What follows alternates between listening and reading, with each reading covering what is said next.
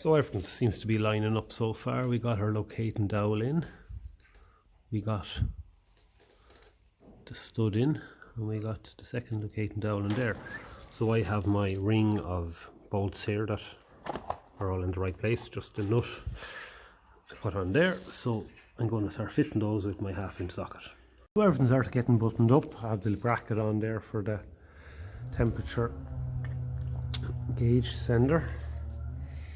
So keep him out of the way.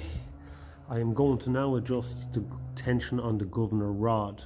And what they say to do is to screw him in until you feel a bit of resistance, and just until that rod, get it to zoom in, that rod just moves a touch. So in other words, it's actually responding to the it's taking up all the free play basically. That's what I'm looking for. So I'm just going to turn this the slightest little bit until I see that move. And right there, it just moved a touch.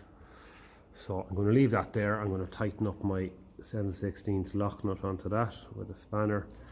And I'm going to go over this ring of bolts one more time, make sure everything's just snug. And I'm going to fit the crankshaft pulley then. The crankshaft pulley, I gave the seal face there just a little bit of a clean up there, and that'll go on in there, lining up the woodruff key.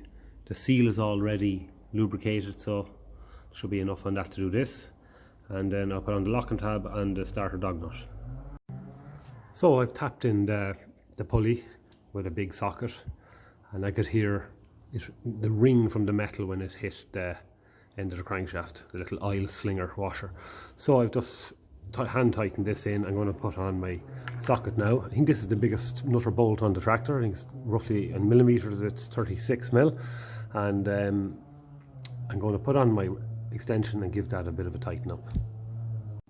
The lock tabs are on. I'd prefer to bend them with a grow bar, or even with the likes of the head of a hammer. It saves you hitting them and damaging them. And you can get a nice grip in there and down below as well. So that is the governor back on. I can now put on the dynamo bracket. This is how it's looking at the moment. So I put on the dynamo, and I just wanted to put a straight edge on here and make sure that everything is lining up pulley wise, because it can put strain on the bearings in the dynamo. So now what I'm going to do, since I'm down this far, I'm going to take off this pipe and make sure that it's good and clean, and I'm going to try and get another new one of them pipes there since I've replaced that one. I gave the banjo a quick blow out the air gun, and I just fitted up two new fibre washers. Fibre washers are enough for this. And I just flattened the face on both sides. So there's the date of the engine there, 21st of the 5th, 57. So in there actually looked fairly clean. You can see that whoever was painting it probably was spraying it, and they sprayed it with this pipe on, and you can see there's a bit of a mist spot there. But anyway, so I'm going to fit this again.